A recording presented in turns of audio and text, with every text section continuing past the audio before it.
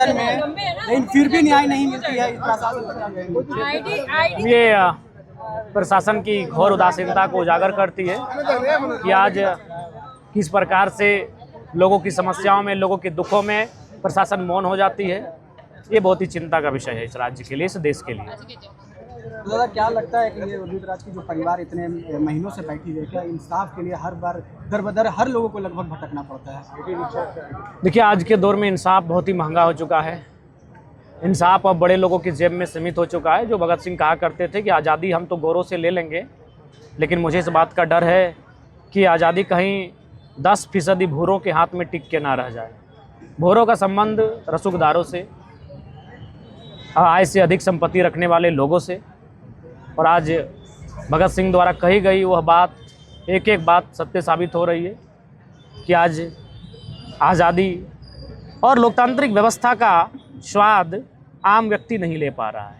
आम व्यक्ति आज भी प्रताड़ित है, आम व्यक्ति आज भी शोषित है, अपने हक हुकूक से आज भी वंचित है। आपका क्या प्रयास होगा जयराम था? देखिए, हमारा प्रयास होगा, हम लोग अगले चरण के लिए अब आंदोलन की तैयारी करेंगे। अब हम लोग जिस थाना में, इस थाना क्षेत्र में आता है, उस थाना के सामने अब हम लोग का कार्यक्रम होगा। अपितु होगा तो थाना में उस दिन बंद कर दिया जाएगा, एक जोरदार प्रदर्शन किया जाएगा, घेर दिया जाएगा।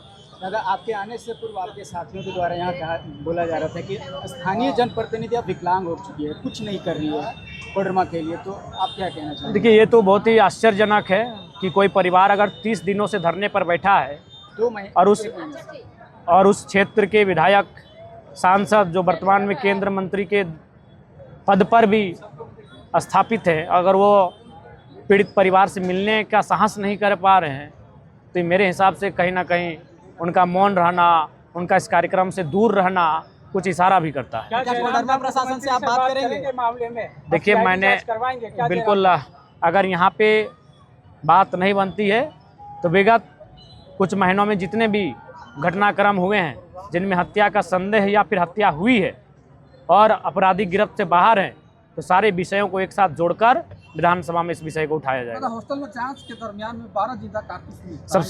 सबसे घोर आश्चर्यजनक कि जिस विद्यालय में जो शिक्षा का मंदिर है, शिक्षा का केंद्र है, जहाँ कलमें बरामद होनी चाहिए थी, जहाँ किताबें बरामद होनी चाहिए थी, जहाँ पढ़ाई लिखाई में उपयोग किए जाने वाले सामग्री बरामद होनी चाहिए थी, वहाँ कारतूस का बरामद होना मेरे हिसाब से इस केस की एक महत्वपूर्ण कड़ी है जो हम हत्या की ओर जा रहे हैं। जैसा कि आपने कहा कि बेल मिल गया बहुत जल्द, तो क्या इसमें गवर्नमेंट के साथ साथ इसमें जिला पुलिस प्रशासन का योगदान होगा? क्योंकि कारतूस का मिलना यानी आर्म्स एक्ट का धाराएं लगती हैं उस पर, और आर्म्स एक्ट की जो भी धाराएं लगते हैं उससे संबंधित जो भी केस बनते हैं उसमें एक लंबा समय लगता है बेल होने में, और जल्द ही मिल जाना इसका मतलब एक केस डायरी को उन्होंने कमज़ोर बनाया होगा।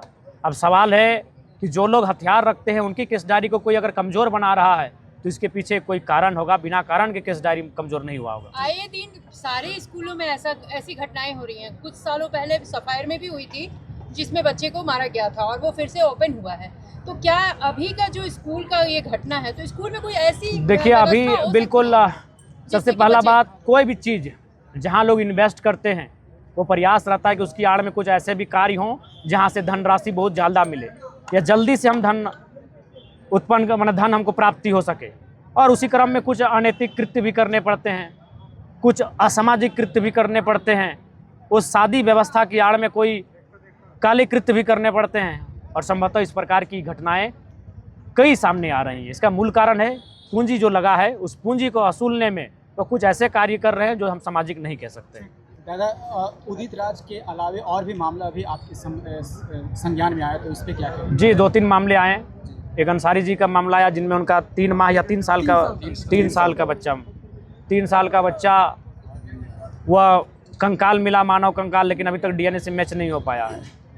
एक हाजत में एक व्यक्ति का संदिग्ध स्थिति में मृत्यु हुआ, विजय यादव, फिर दशरथ यादव। मैं तो उनके परिवार से भी मिलने भी गया। हम अपने भाई कृष्णा जी के वैवाहिक कार्यक्रम में बधाई देने पहुंचे थे। उसी क्रम में जानकारी प्राप्त हुई कि उनके पड़ोस में ही एक नौजवान की संदेह की स्थिति में मृत्यु हुई है, हत्या हुई है। मैं उनसे मिला तो ये चीज़ें बता रही हैं कि प्रशासन अपना जो मूल कर्तव्य है, मूल कर्तव्यों से वह ओझल हो रही है।